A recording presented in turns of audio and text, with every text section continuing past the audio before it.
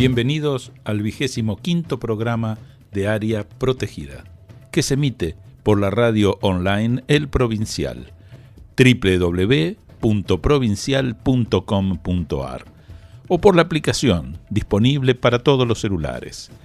Para comunicarse con nosotros al correo electrónico areaprotegida2022@gmail.com, al WhatsApp más 549 221 614 6590, repito, más 549 221 614 6590. Nuestras redes sociales, Facebook e Instagram, como Área Protegida 2022. Ya disponen de trivias sobre patrimonio en Instagram, para aprender, pero de una forma muy entretenida. ¿Qué tal, Rubén? ¿Cómo estás? Muy bien, Rodolfo. Tratando de recordar algunos pedidos que me hicieron. Estuve hablando con Cristina Malfa, la presidenta del CICOP, del Centro Internacional para la Conservación del Patrimonio, del Comité Argentino. Claro. Y estábamos hablando sobre la posibilidad de difundir y recordarle al público el premio a la mejor intervención en obras que involucren el patrimonio edificado en su 13ª edición. Le recordamos que se pueden presentar obras realizadas durante los últimos 5 años y finalizadas antes del 31 de junio del 2022. El calendario de este premio, sabemos que abrió el lunes 22 de agosto, después hay una primera ronda de consultas para el 2 de septiembre, la segunda ronda el 16 de septiembre y la inscripción cierra el miércoles 28 de septiembre.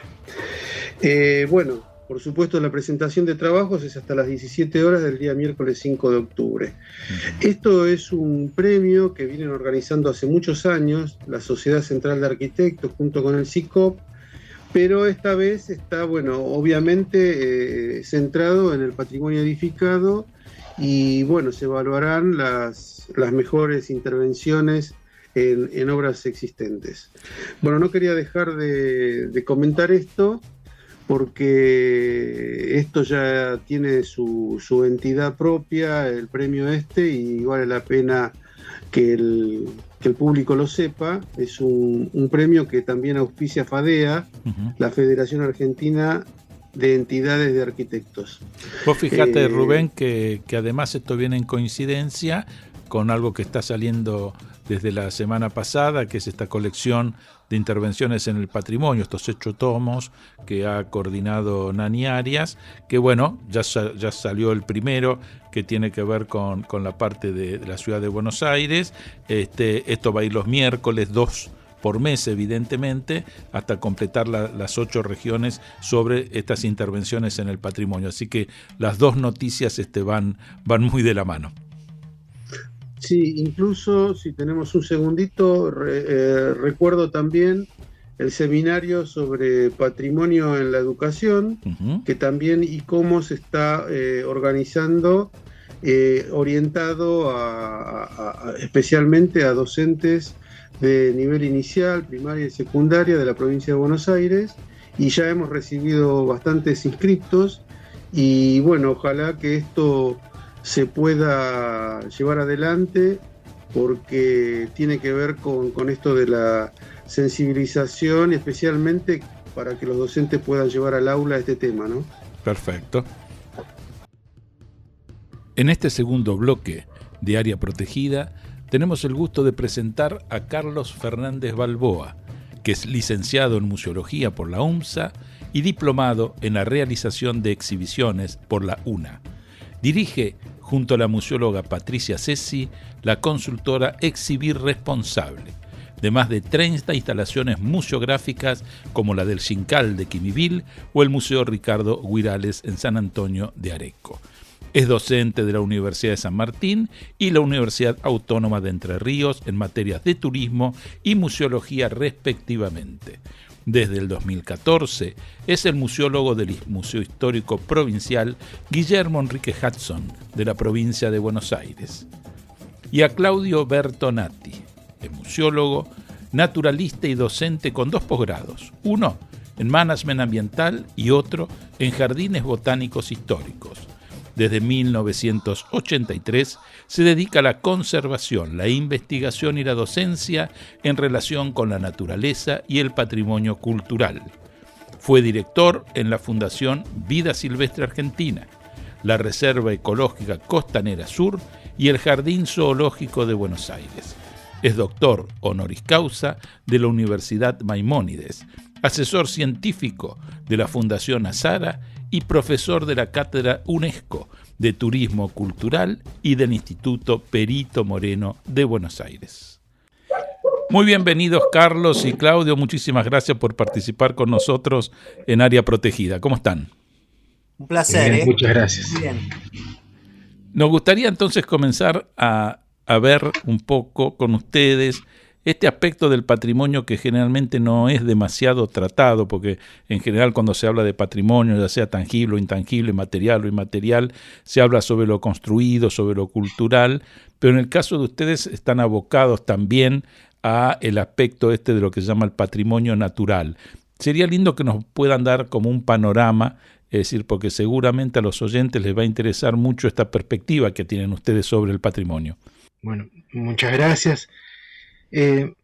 Con Carlos compartimos décadas de amistad y también de sentir inevitablemente las mismas emociones cuando nos paramos frente a un paisaje, ¿no? Y en esa contemplación de cualquier paisaje de nuestra tierra, no vemos solamente una foto o una imagen estática, sino todo lo contrario. Vemos una geografía que está nutrida de naturaleza, pero también de todo lo humano.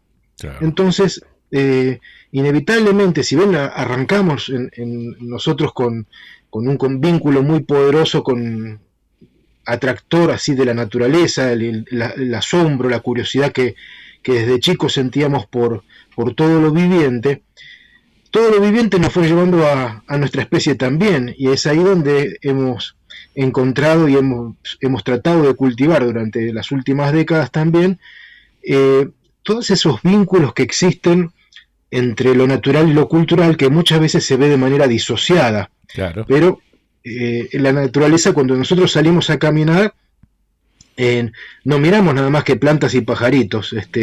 Vemos la huella de los mamíferos y también vemos la casa del paisano, vemos la señora que se cura con yuyos, escuchamos los relatos de los mitos y las leyendas argentinas, escuchamos canciones que celebran ese paisaje, que tienen un arraigo geográfico. Uh-huh. Entonces, bueno, por eso hablamos siempre de patrimonio integral. Nos gusta más, nos sentimos más cómodos e identificados con esa mirada. Vos fíjate, Claudio, que a mí me llamó la atención en la etapa de formación de mis hijos. Yo tengo 4 hijos y que en algún momento determinado, estando en primaria, te digo, ellos comenzó el tema de la ecología y venían ellos con el gran discurso de la defensa de las ballenas y demás, que en ese momento era algo bastante nuevo, realmente, digamos, como discurso instalado en la enseñanza formal, y aprendimos muchísimo nosotros, porque era algo que no lo teníamos demasiado incorporado. Y a mí me había llamado la atención algo, el excelente marketing que tenían. Sabían cómo vender esta cuestión de lo que era el patrimonio, en ese caso, bueno, de la ecología, no estrictamente de patrimonio, que a veces en la parte cultural no se hacía. Pero por otro lado me doy cuenta que para el chico urbano, y que cada vez son más lamentablemente, es decir, las ciudades cada vez están acopiando mayor cantidad de gente, se les hace difícil, digamos, la percepción de lo natural, ¿no? Es decir, están como en una limitación que de pronto cuando uno escucha, qué sé yo, por decirte algo, situaciones del folclore o de literatura de otros tiempos, eso estaba muchísimo más arraigado y hoy cada vez como que hay menos referencia. No sé si estoy equivocado en esto. No, es así porque la gran mayoría de las personas vivimos en ciudades. Claro. Y esas ciudades viven normalmente lejos de la naturaleza, pero esa lejanía no es solamente geográfica. no es solamente física, Claro. es también emocional e intelectual. Bien. Entonces, si no conocemos, si no frecuentamos un bosque, una playa, una ribera de un río, de una laguna, claro, cuando después uno lee textos, sobre todo relatos costumbristas, o escucha el folclore tradicional, que ese que le canta a esa tierra, Ujú. prácticamente no la entiende las canciones. Hay que explicarlas, hay que hacer una introducción, que es lo que hacemos con Carlos muchas veces en los cursos, en las charlas, es contar, mire, presten atención todo lo que se va a nombrar ahora, Claro. y prácticamente cada canción la tenemos que acompañar con un glosario, Ujú. porque vivimos un poco lejos. Y también lo que me preocupa es que muchas veces se pone todas las tintas sobre la educación ambiental, como Ujú. o sea, como una materia. Claro. Y en realidad, no sé, Carlos, pero estoy casi seguro que piensa como yo, que para nosotros tiene que ser transversal, no tiene que ser una materia, y sobre todo en los primeros años de los chicos, o sea, en los chicos, propiamente Sí. dicho hablando, el énfasis no tiene que estar puesto en conceptos teóricos, no, es un error. Claro. Nosotros lo que necesitamos es enamorar a esos chicos, que vuelvan a descubrir, a asombrarse, a sentir emociones en el mundo natural, lo que se siente descubrir un hormiguero, un nido de un pajarito. Eh, eh, ¿Por qué cuando le tocamos a un caracol terrestre las antenitas, entre comillas, encoge? Ujú. Y son preguntas básicas, y como decía Aristóteles, que la educación comienza con el asombro. Ujú. Entonces hay que ir por ese lado primero. Y además, Francesco Tonucci dice algo que es bastante demoledor, ¿no? Dice que todos aprendemos a leer y a escribir, pero muy pocos aprendemos a amar la literatura. Claro. Entonces yo pienso que ahí hay un trabajo pendiente, diría yo, en casi todas las asignaturas, que es enseñarnos a amar las asignaturas, no a memorizar datos o aprender lo funcional, porque lo funcional no garantiza la felicidad. En Claro. cambio, si uno se enamora de la música, se enamora de la historia, de la geografía, puede estar el camino hacia el despertar nuevas vocaciones, Mm. el ver que la vida tiene sentido, y el sentido es lo que nosotros obramos, pensamos, decimos y hacemos en función de todo eso. O sea, ¿qué dirección le damos a esas acciones y pensamientos? Vos fíjate que a mí me parece que cada vez más se está evidenciando un problema de comunicación entre aquellos que están más en contacto con la naturaleza y aquellos que viven en ciudades, que es el tema de no explicar lo obvio. No, vos fíjate que para mí es la esencia de la investigación, ¿no? La investigación para mí parte por investigar o preguntar acerca de aquello que es obvio. Entonces, esto que decís vos no se explica, ¿no? Pensando que el otro lo entiende y quizás el otro no está entendiendo absolutamente nada, ¿no? Entonces, esto del glosario que vos decías, lo pienso, por ejemplo, también en el concepto de la artesanía. Si vos fijate que es algo que a la gente de la ciudad le encanta, hacer viajes y traer artesanías. ¿Cuánto entiende de esa artesanía? ¿Cuánto sabe y por qué de los dibujos que están ahí expresados? Yo creo que nada. Creo, no sé. Pero Rodolfo, Sí. esto que hablamos de la naturaleza es más o menos lo mismo que podemos hablar del patrimonio. Por eso Uh-huh. nos interesa Bien. llevarlo de la naturaleza al patrimonio integral. Uh-huh. Ustedes dos son arquitectos y pensémoslo en términos de un edificio. ¿Qué es importante del edificio? Que la persona conozca el estilo, que conozca las formas o que se enamore de la historia del edificio.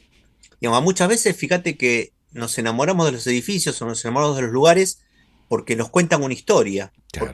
porque esos lugares revelan un significado, que es mucho más que tener información. Entonces, creo que lo que con Claudio descubrimos con la naturaleza, y a medida que pasa el tiempo lo trasladamos a todo tipo de patrimonio, ¿no? Uh-huh. Y a la didáctica del patrimonio, que es algo que en la Argentina lamentablemente no está tampoco tan difundida ni tan instrumentada en las escuelas o en los lugares de valor patrimonial como los museos. Los dos somos museólogos y en muchos museos no se hace didáctica del patrimonio. Claro. En muchos museos lo que se intenta hacer es una transposición de clases, de las clases que se dan en las escuelas. Y eso es un error, porque eso aleja de alguna manera al público, a los visitantes, a ese público no cautivo, lo aleja, digamos, porque en general la gente no va a los museos a recibir una lección, Claro. va por otros motivos, ¿no? Va por otros intereses. O sale a conocer el patrimonio con otra intensidad, con otro interés. Entonces, hay mucha tarea que tiene que ver por recién hablabas del tema de la ecología, cómo llegaba a la gente a diferencia del patrimonio cultural. Y yo creo que tiene que ver también con una cosa que tiene que ver con las emociones. En qué medida uno puede, desde la naturaleza, emocionar, y que uno desde la historia, desde la arquitectura, del patrimonio intangible, también puede generar emociones. Yo creo Claro. que las cosas, como decía Yupanqui, ¿no? Lo que entra en la cabeza, de la cabeza se va, lo que entra al corazón se queda y no se va más. Ujú. Y el gran desafío de los patrimonialistas, nosotros 4 somos patrimonialistas, el gran desafío es hacer que la gente se lleve las cosas en el corazón. Ese es el gran desafío, ¿no? Olvidarnos un poco de la información, de la cuestión sistemática, sistematizada, y tratar de apelar a las emociones. Y de esa manera vamos a hacer que la gente sienta su patrimonio, que el patrimonio de ellos, digamos, tenga mayor significancia en su vida cotidiana. Sí, Carlos, la verdad que acuerdo totalmente. Y bueno, aprovecho a saludarlos. ¿Cómo estás, Carlos? ¿Cómo estás, ¿Qué tal, Claudio? Rubén? Y vos sabés que este programa está absolutamente alineado a esto que ustedes dicen. Y mientras vos hablabas, Carlos, recordaba algo que, bueno, ya un poco delato un poco mis años, ¿no? ¿Se acuerdan ustedes también de ese programa que estaba hace tiempo del país que no miramos, Ujú. que Claro, hacía Iván Grondona? claro, claro, por Bueno, supuesto. yo me acuerdo porque creo que nosotros nos conocemos hace muchos años, yo diría que décadas ya a esta altura, y hemos participado en esos encuentros de patrimonio natural y cultural que organizaba el Banco Provincia y que íbamos recorriendo toda la provincia. Ujú. En una de ellas, yo ya no me acuerdo si lo conté esta anécdota, me tocó pasar por la casa de Iván Grondona, que íbamos a compartir un estrado, una de las charlas, y charlando en el viaje, viste, un señor muy, muy ameno. Y en la conferencia de él, él se presenta como, eh, hace un relato de cuando era pequeño, ¿no? Como cuando iba caminando de la mano de su papá, y el papá le decía, mira, Iván, nos están pintando la ciudad. Y se refería a los grafitis, Ujú. ¿no? Ujú. Pero cuando dice nos están pintando, ahí está la clave, ¿no? El sentido de apropiación. Entonces, esto es lo que lo que no pasa en general en la formación de los alumnos en todos los aspectos, ¿no? Primarios, secundarios e incluso universitarios, que es como dicen ustedes, o sea, tenemos una cantidad de doctrinas, de teorías, pero la sensibilidad de la apropiación, en eso es difícil inculcarlo o es difícil transmitirlo por lo pronto. Ujú. Entonces, a mí, por eso, un poco el eje de este programa tiene que ver con eso. Nosotros insistimos en la sensibilización de la comunidad para aproximarnos o para alinearlos de alguna forma, lo poco que se pueda, con lo que vos decías, Claudio, con lo que vos también transmitías, Carlos. No sé si me equivoco, pero eh, hace, hace apenas unos días se cumplieron 100 años de la muerte de Hudson, ¿no? De Guillermo Hudson. Y creo que era un importante, no solo investigador, pero también trabajaba en estos aspectos que están diciendo ustedes, ¿no? Sí, claro.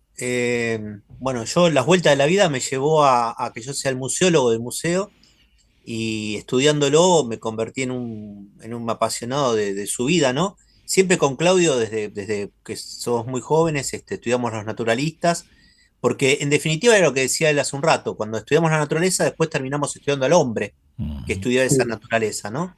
Llegamos a eso, llegamos al hombre y llegamos a su vida y a las formas. Y Hudson era un gran. Hudson tiene dos grandes ventajas por respecto a otros naturalistas o a estos mensajes que queremos dar nosotros, ¿no?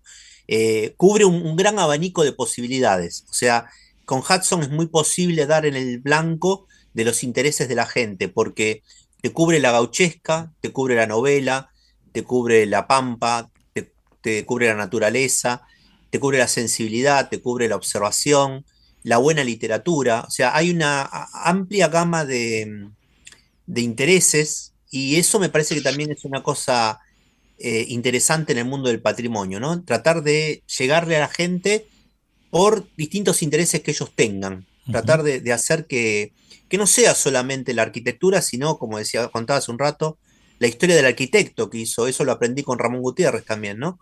La historia del arquitecto que haya hecho esa casa, o la historia de esa casa desde el punto de vista de la crónica, del tiempo, o los materiales, bueno, lo que fuera, pero tratar de llegar al corazón de la gente en una historia que le resulte significativa, que para ellos sea importante en su vida, ¿no? Y Hudson ayuda mucho a eso. Hudson es un personaje delicioso en ese sentido, como hay muchos, ¿no? No solamente Hudson, hay muchos personajes desconocidos en nuestra cultura, en nuestro patrimonio, que también es importante rescatar. Yo creo que es un rescate patrimonial, contarle a la gente la vida de estas personas que pueden ser inspiradoras también para que otros escriban, para que otros hagan la naturaleza. O sea, una tarea también de modelo, que es lo que nos falta también en la sociedad argentina, ¿no? Nos faltan algunos modelos para seguir, a los jóvenes sobre todo. Así que sí, es buena la referencia que hace Rubén de Hudson y de muchos otros, ¿no? Claudio seguramente tiene un listado de otros para contarnos, de otros personajes. A mí me gusta mucho esto que pusieron sobre la mesa recién, que los modelos, ¿no? Que a nosotros nos sobran, por suerte, porque cuando repasamos los temas que nos apasionan encontramos modelos en la historia, en la arqueología, en las ciencias naturales, y cuando uno se adentra en esas biografías, encuentra personas de carne y hueso que han tenido éxitos y muchos fracasos, que han padecido circunstancias como las padecemos hoy en el día a día de nuestro país, ¿no? No eran seres sobrenaturales, sino eran personas que, como las que nos cruzamos por la calle, arriba de un colectivo, o en el tren, o en el subte. Y pienso que ahí está para mí una clave muy linda, sobre todo para los más jóvenes, que es darse cuenta que la vida no es fácil, pero que cuando uno encuentra una vocación o la ratifica, y esa vocación está al servicio de algo que nos trasciende, como puede ser la conservación de la naturaleza o de las muchas expresiones del patrimonio cultural, ya nuestra vida tiene un sentido, y al tener un sentido tenemos un seguro de vida. Claro. Podemos ser pobres, podemos ser desdichados, pero cuando la vida tiene sentido nos abrimos paso como embistiendo al monte, como hace un animal herido a veces para buscar refugio. Y eso es apasionante, porque Hudson decía que, refiriéndose a los naturalistas, él decía que somos personas privilegiadas, porque donde muchos se aburren, nosotros nos divertimos.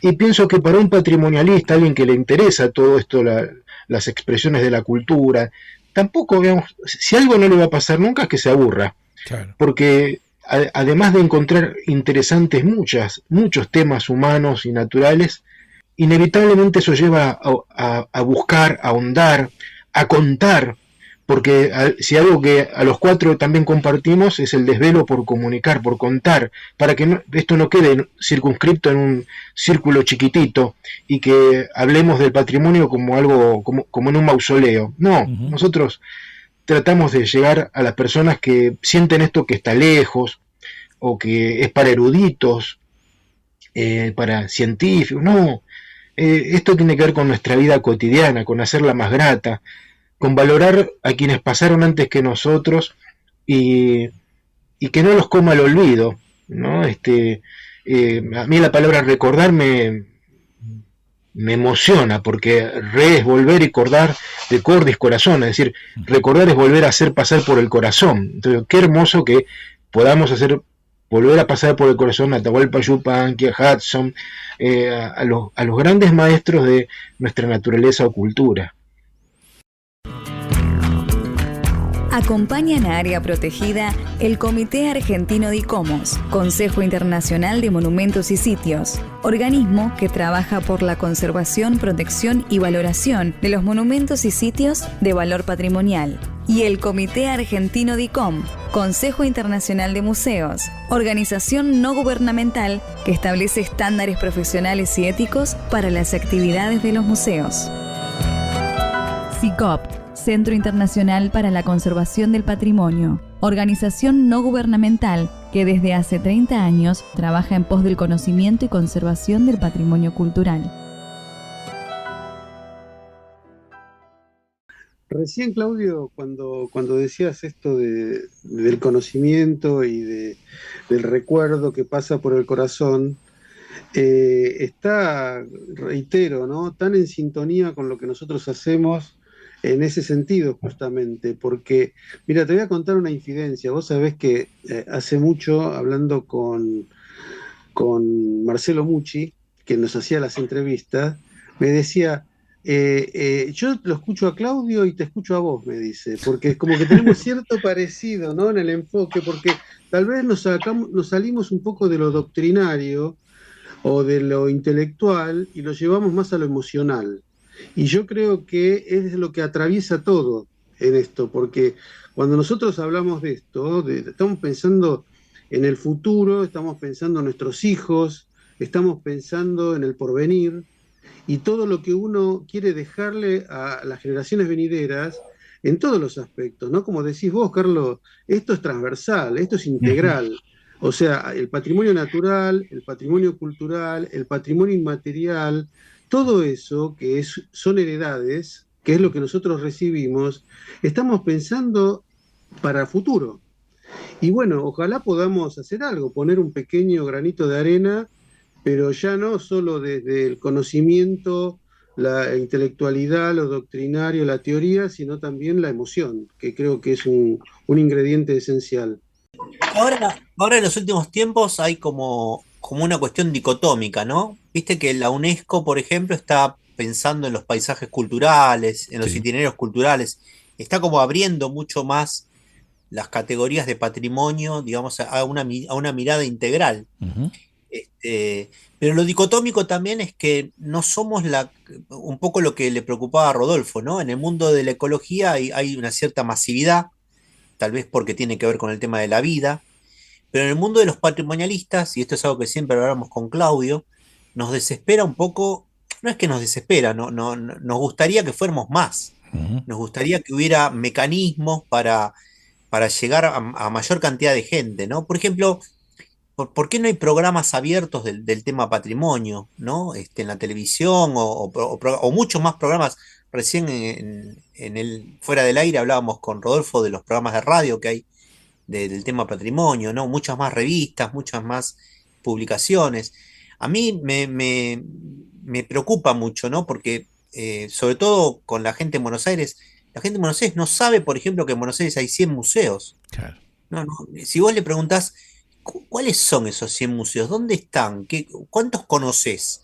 ¿No? Las respuestas son muy tristes, muy desoladoras, ¿no? Porque te pueden mencionar 3, 4, 5, incluso hasta la gente que está con nosotros.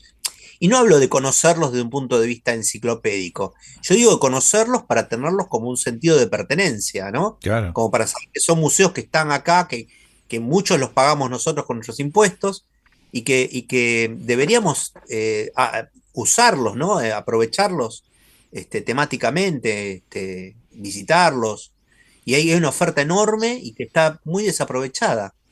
Entonces, ese tipo de cosas, me parece que los patrimonialistas tendremos que unirnos más para juntarnos, para acercar el patrimonio a la gente. Me parece que esa es la tarea. La investigación ya está, ya Claro. creo que sabemos todo lo que tenemos que saber. Lo que hay que hacer ahora es hacer lo que sea más masivo, ¿no? Claro. Nosotros al trabajar con distintas instituciones, estamos también bastante pendientes de cómo se va formando una legislación que de alguna forma proteja el patrimonio, ¿no? Y entonces, bueno, ver esa evolución. En el caso del patrimonio natural, ¿Cómo ven ustedes la cuestión de la legislación? ¿Realmente estamos avanzados? ¿No hay demasiado interés? ¿Cómo evalúan un poco este tema? Legislación hay mucha y el problema, como siempre, es el cumplimiento de esa normativa. Claro. Pero, por supuesto que siempre hay cosas para ajustar, y me parece que una de las grandes a ajustar es que en el campo de la práctica tenemos parques nacionales, reservas provinciales, reservas municipales por un lado, y tenemos por otro los sitios históricos, los sitios arqueológicos. Y yo anhelo que haya áreas protegidas, naturales y culturales, que estén bajo una misma órbita, cosa de dar coherencia al manejo de nuestros paisajes. Porque hay una gran diferencia cuando uno recorre un parque nacional que un sitio arqueológico declarado monumento histórico nacional o lugar histórico nacional. O sea, uno encuentra en un parque nacional guardaparques, infraestructura, y uno va a la contraparte cultural y parece tierra de nadie, o parece que fuera un campo propicio para ser invadido, intrusado, arrasado, huaqueado. Entonces, ahí hay algo para hacer. Me parece que es una cirugía importante, pero que no es una locura ni una ocurrencia nuestra. Hay sistemas de áreas protegidas a nivel mundial que tienen, Canadá, por ejemplo, tiene ese tipo de gestión. Estados Unidos también. Estados Unidos ni hablar, claro. ¿Sí? Entonces ahí es una de las cosas que me parece que se puede trabajar mucho. Y lo otro, por supuesto, tiene que ver, me parece, en el campo de la educación, con revisar los programas, porque hay mucha información y pocos valores. Uh-huh.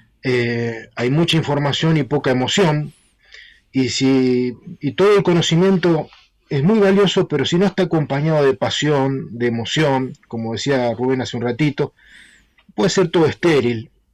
Y nosotros creemos que ahí hay mucho por trabajar, también puertas afuera. En la escuela apuesta todo al aula, pero cuánto se aprende, cuánto mejor y más emocionante es cuando uno visita los lugares del patrimonio de la naturaleza. Eso vale por 10 clases, uh-huh. Porque ahí es donde tenemos la oportunidad de despertar a ese chico, ver que incluso en un edificio está la materialidad, pero está la inmaterialidad, está la mano humana, está la mente creadora, ¿no? Está esa construcción colectiva donde trabajaron muchas manos y muchas cabezas ahí. Y que esos edificios tienen alma o tienen un espíritu que es la historia de esos lugares. Y si encontramos a alguien que la pueda transmitir, la pueda evocar, bueno, yo digo, eso vale mucho más que 10 clases teóricas, aunque sean eruditas. No es lo uno o lo otro, es las dos cosas. Pero justamente el ejemplo que pongo es lo que falta. Y lo mismo pasa cuando hablamos de educación ambiental o de ecología. Sí, los chicos aprenden qué es una cadena trófica, una red trófica y los ecosistemas, pero cuánto mejor es cuando uno va y respira el aire de la tierra mojada, cuando uno ve que los polinizadores existen y que si no existieran las abejas, los picaflores, no tendríamos miel, no tendríamos un montón de cultivos que en tiempos de crisis ambiental y de crisis económica necesitamos esos cultivos. Y esos cultivos, el 80% prácticamente, sin polinizadores, no van. Entonces, bueno, eso parece que son problemas con solución. Uh-huh. Y esa es la buena noticia. Y vos sabés que nosotros desde ICOMOS estamos lanzando un seminario de patrimonio en la enseñanza para formar a docentes para que puedan instrumentar algún tipo de ejercitación, llevar el tema al aula y puedan de pronto tener elementos, instrumentos para la didáctica. Y bueno, un poco en línea con esto que estás diciendo vos, que a mí me pasa, por ejemplo, yo soy docente de Historia del Arte, puedo explicar todo, mostrar todas las diapositivas, explicar, pero realmente cuando visitan un edificio, lo tocan, se dan cuenta la diferencia de temperatura entre un mármol y un estuco, ¿no? O sea, cuando se vive, ahí es donde empiezan a capitalizar toda esta información y que tiene que ver con esa sensibilización. A mí me parece que esto que decías, Carlos, del trabajo en el patrimonio integral es una labor enorme, pero bueno, los vamos a acompañar en todo lo que podamos desde acá y bueno, nos sumamos, si les podemos servir para algo, encantadísimo acompañarlos en ese emprendimiento. Mirá, algunas ideas, ¿no? Por ejemplo, que haya alguien del patrimonio natural, que ya hubo casos, ¿no? En la época en que Jorge Ardoy era presidente de la Comisión de Monumentos y Sitios Históricos, lo convocó a uno de los grandes ecólogos de Argentina, que era Jorge Morelo, Ujú. que después fue presidente de Parques Nacionales. Entonces, ahí, cuando nosotros veíamos eso, por supuesto no lo veíamos porque hacía mucho tiempo éramos muy chicos, pero no es cierto, ¿no? Éramos todos, los cuatro éramos muy, muy chicos, ¿no? En Alguna esa vez fuimos época. chicos, sí. Claro, pero el asunto es que de ese momento al día de hoy, digamos, hubo como un retroceso, ¿no? Es como que los patrimonialistas de la cultura, de la arquitectónica, se abloquelaron, los de la naturaleza por otro lado, y me parece que lo que necesitamos es entender también que los sitios tienen contextos, esto que contaba Claudio, ¿no?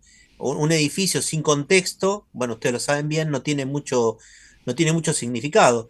Nosotros hicimos nuestro pequeño aporte ahora con la propuesta de un parque nacional en San Juan, que se llama, que el título del librito se llama Un Parque Nacional para la Historia, que lo pueden bajar, los oyentes lo pueden bajar por internet gratuitamente, que es la propuesta de un parque nacional que fue el lugar donde cruzó San Martín en San Juan y que estamos proponiendo que se conserve el paisaje que tuvo esa gesta, ¿no? Ujú. Y que de alguna manera también muestre que no solamente es la historia por separado, sino que esa gesta tuvo un paisaje, un ambiente natural que San Martín lo llevó, y que sería un lugar de peregrinación, así como es el Hudson para todos los que son hudsonianos y les gusta la casa de Guillermo Enrique Hudson en Florencio Varela, es un lugar de peregrinación para la gente que ha leído a Hudson. Esto podría ser un lugar para todos los argentinos que queremos a San Martín, digamos, y queremos la historia de la independencia, ir ahí a San Juan, ¿no? A convocar ese parque nacional. Yo pienso que es una forma de saldar una gran deuda que tenemos con algunos protagonistas anónimos de nuestra historia, ¿no? Porque cuando uno se refiere al ejército de los Andes, tenemos que pensar en unos 5.500 hombres de todas las clases sociales, un ejército multirracial, Ujú. donde había negros, zambos, mestizos, criollos, europeos, exoficiales de Napoleón, había orientales uruguayos, altoperuanos, y también miembros de los pueblos originarios. Había al menos 300 guaraníes, entre ellos Chepollá, el trompa o trompeta del ejército. Entonces, esos personajes, en su enorme mayoría anónimos, merecen un parque nacional que resguarde ese escenario glorioso, donde ni siquiera digo los argentinos, digo, los sudamericanos nos hemos unido atrás de una causa noble y donde pocas veces se conformó un ejército tan poderoso, no para someter a otros pueblos, sino para darle la libertad. Y algo muy superior. San Martín cruzó por San Juan junto con O'Higgins, ahí fue la columna principal del ejército de los Andes, con 700 libros de su biblioteca personal, y con esos libros él también funda la biblioteca de Santiago de Chile y de la de Lima. O sea que no era solamente dar la libertad, sino dar la libertad y los libros, las bibliotecas, ¿no? Entonces yo cuando digo tenemos una deuda, por supuesto que lo ambiental pesa, porque ahí están las nacientes de los ríos que nutren el gran río San Juan, del cual depende buena parte de la economía sanjuanina. Ahí hay especies amenazadas, hay sitios arqueológicos, pero acá el gran tema, me parece, es reivindicar el patrimonio intangible, como es la historia, que a veces que pareciera anclada nada más que a objetos dentro de los museos, y el paisaje te lo debo. Digo, no, todos esos objetos y ese relato tiene un sentido mayúsculo cuando uno se para frente a esos paisajes y ve la temperatura, ve el viento, ve que ese San Martín, que lo pintamos a caballo, de pie, siempre como un titán, no, tuvo que ser cargado en camilla, en varios tramos, que iba con su botiquín de campaña, que también el Libertador le cantaba con su guitarra a la tropa, ¿no? Y le cantaba canciones que hasta hoy podemos volver a escuchar, Cielitos, ¿no? La famosa Gota de Agua que Atahualpa Yupanqui tocaba, un estudio de Fernando Sors, que fue maestro de San Martín en España. Se puede volver a escuchar y podemos verla en YouTube, incluso donde Yupanqui cuenta todo esto. Entonces me parece que hay muchas cosas muy lindas para poder, yo diría, recobrar o refortalecer nuestra autoestima, porque yo la veo dañada. Si tuviéramos la autoestima bien parada, este parque nacional se hubiera creado hace muchos años. Claro. Pero tenemos la autoestima un poco averiada y estamos como algo confundidos y nos cuesta ver las cosas buenas de nuestro país, ¿no? Que no es todo miseria, no es todo crimen, no es todo corrupción y desastres, ¿no? Hay cosas muy buenas y si no nos aferramos de las cosas buenas, nunca vamos a salir adelante porque vamos a vivir en un estado de estado depresivo, o de resentimiento. No es por ahí. No es por ahí. Y yo pienso que la naturaleza tiene, así como aquellos soldados se unieron detrás de una causa noble, la conservación de la naturaleza y de la memoria y de los bienes culturales es una causa noble hermosa que nos tendría que volver a unir a todos los argentinos atrás de estas misiones u objetivos, dejando de lado todo lo que nos pueda separar. Uh-huh. Y yo eso creo que es posible y es hermoso. Y es lo que estamos necesitando también, me parece. No pasa solamente por los mundiales de fútbol. Claro. Está bien, yo grito los goles, no soy un marciano, pero también pasa esto por todos los días, ¿no?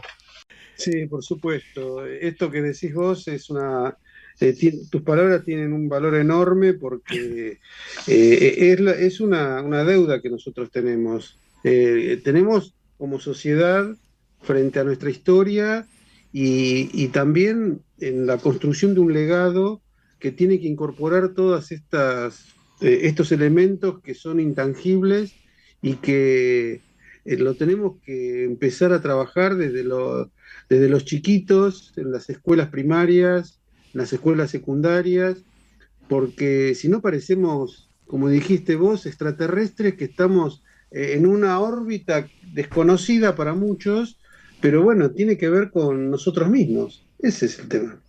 Carlos, ¿a vos qué te parece el tema de la conservación de la naturaleza? Hay un aspecto que es bastante duro para tratar, pero yo quisiera que aunque sea antes de terminar el programa lo hablemos un ratito, y que tiene que ver con el valor monetario que le dan a la biodiversidad y a los servicios de ecosistemas, porque eso mismo nos pasa a los que trabajamos en el patrimonio arquitectónico con la especulación inmobiliaria. Hay aspectos que son duros, pero que son reales, y que tal vez nosotros que tenemos toda esta mística y toda, casi diría yo, romanticismo, nos cuesta enfrentar, pero hay una realidad que es muy dura. Yo creo que empezar a pensar el valor y no solamente en el precio. Uh-huh. Exacto. Porque las cosas tienen valor y precio, pero a veces dejamos de lado el tema del valor, ¿no? Y le ponemos una cuestión monetaria a todo. Y había una frase muy linda muy, muy impactante que había hecho el Parque Nacional Iguazú en una remera, que decía que el hombre se va a dar cuenta de que las cosas no tienen solamente precio cuando vea que no puede comerse los billetes, ¿no? Que decía la remera del parque.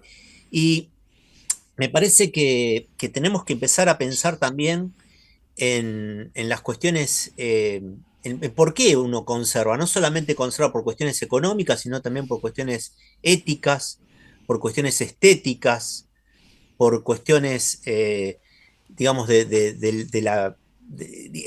viste que ahora hay como una valoración muy grande de todo tiene que ser turístico, si no es turístico no entra dentro de la categoría. pensar que eso puede tener un potencial turístico en el futuro, pero que para eso hay que trabajarlo, hay que pensarlo, hay que utilizarlo. Entonces hay como que creo que tarea nuestra también, no siempre caernos solamente en la cuestión económica. Hay un concepto que a mí me molesta mucho, con Claudio venimos de Corrientes, que es un concepto que está más o menos instalado, que dicen en Corrientes se instaló el concepto este de producción de naturaleza. Claro. Yo digo, si nosotros podemos producir naturaleza, como producimos los elementos de uso cotidiano para la alimentación, ¿no? Si producimos la ganadería, si producimos la agricultura, bueno, ya está. Si producimos la naturaleza, desentendámonos, porque no hay ningún desafío. Si el hombre, esa visión antropocéntrica de que el hombre puede producir naturaleza, me parece un disparate. Y me parece, como decía Claudio al principio de la charla, que es la demostración más cabal del alejamiento que tenemos de la naturaleza. Pensar que la podemos producir como producimos otras cosas en las ciudades es de un alejamiento casi demencial. Y pensar que la naturaleza es solamente dinero también es un alejamiento demencial, ¿no? Es un alejamiento que nos lleva al suicidio de alguna manera. Hay mucha gente confundida y cree que le basta que uno pueda prender un noticiero y nos hablan de economía, del dólar, aunque nadie lo pueda comprar, y vamos siendo bombardeados con números como si nuestra vida girara en torno a la economía, y no es así, es una irrealidad. Por supuesto necesitamos tener ingresos para poder vivir y satisfacer las necesidades básicas, por lo menos, eso no está en duda, pero digo, si nos quedamos con eso, bueno, yo he conocido gente tan pobre que lo único que tenía era dinero.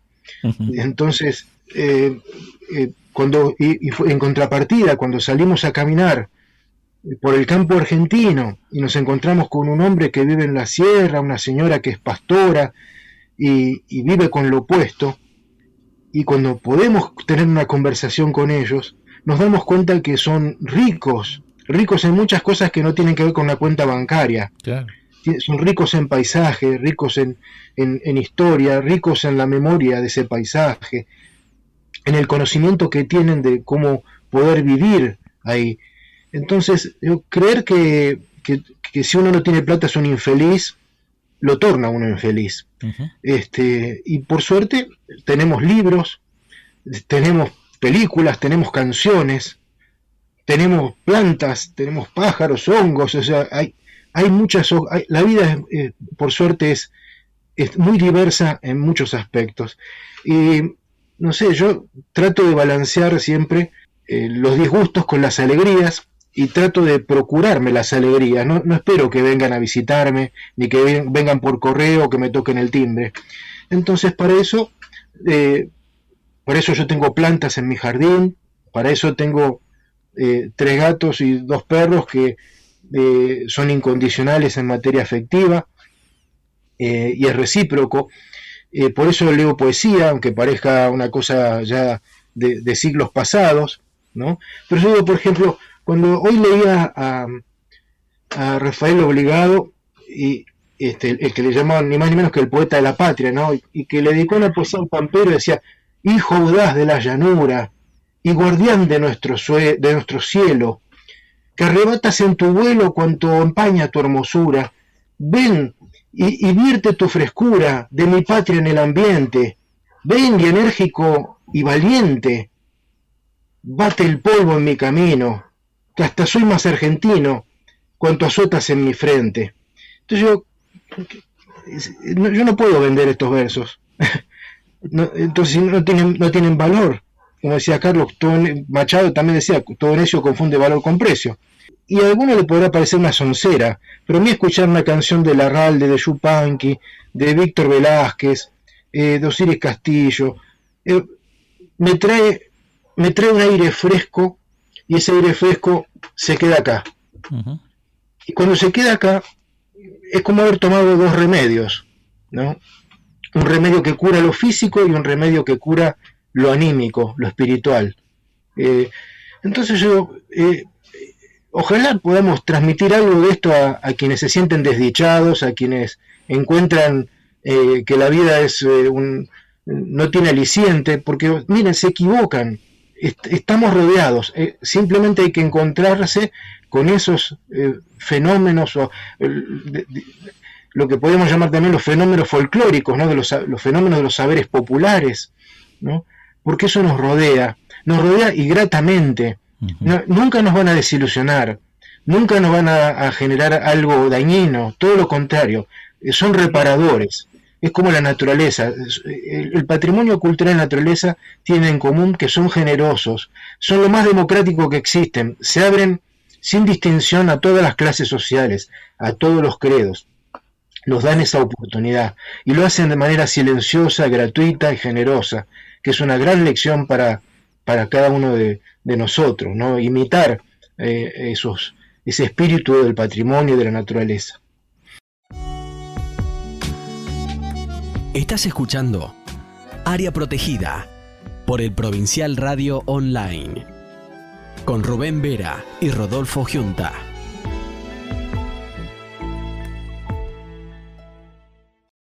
Finalmente yo les quiero agradecer este encuentro. Parecía que estábamos alrededor de un fogón entre amigos. Yo lo sentí de esa manera, así que se los agradezco mucho y espero que quienes nos estén escuchando sientan lo mismo, que están invitados a arrimarse a este fogón y que, como en todo fogón, no arrima una brasita, una ramita. Entonces yo digo, bueno, arrimen también los que nos escuchan sus canciones, sus monumentos históricos nacionales, su museo favorito, su personaje favorito de la historia argentina, ¿no? Porque eso nos va a alimentar y nos va a dar pie a nuevas conversaciones de cosas gratas y lindas, constructivas, que son las que necesitamos todos los argentinos. Eso es eso. Ese es mi deseo y les mando un abrazo muy agradecido a ustedes y a quienes nos siguen, a Carlos también, que para mí es una alegría compartir también con él este espacio, con ustedes dos. Así que muchas gracias, muchas gracias. Bueno, con Rubén te agradecemos mucho y además nos has ratificado y yo creo que incluso en este momento sentimos como un gran orgullo de que el título de nuestro programa sea Área Protegida. Lo has nombrado varias veces y realmente es un desafío hermoso. Así que muchas gracias. Nos interesaría saber, Carlos, en tu caso, es decir, cuáles pueden ser las conclusiones para este programa.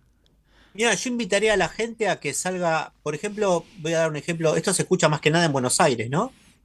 Provincia sí, principalmente, pero al ser web en cualquier lugar. O provincia, bueno, provincia y Buenos Aires, está bien.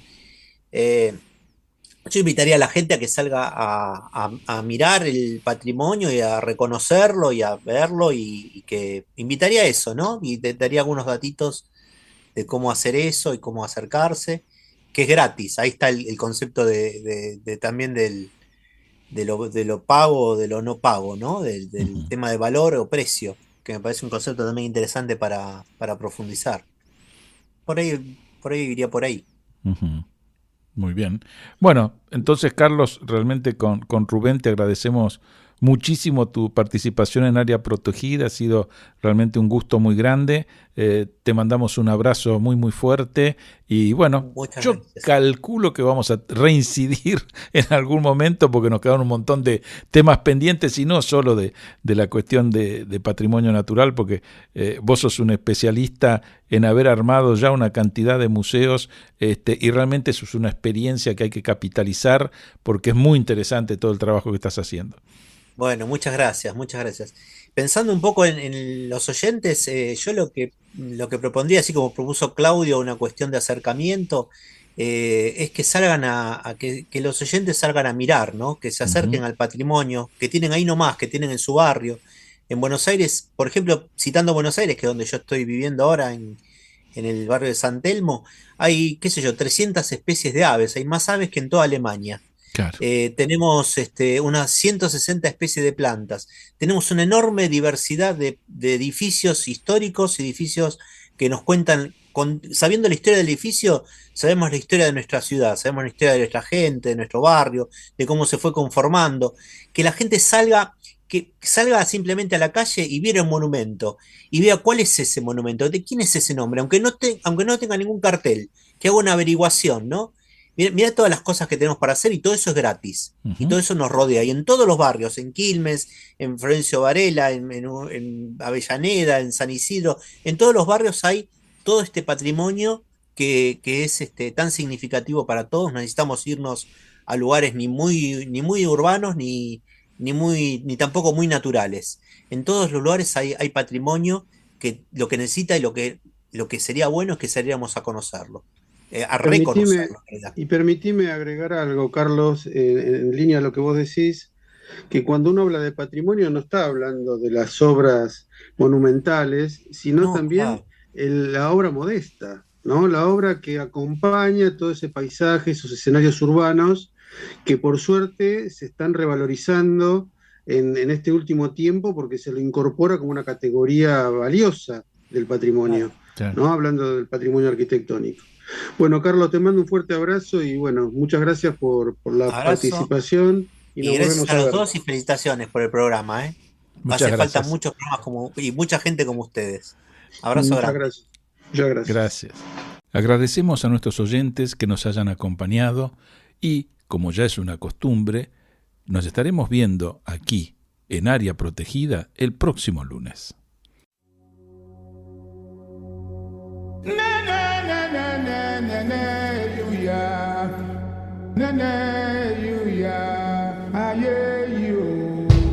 Aye,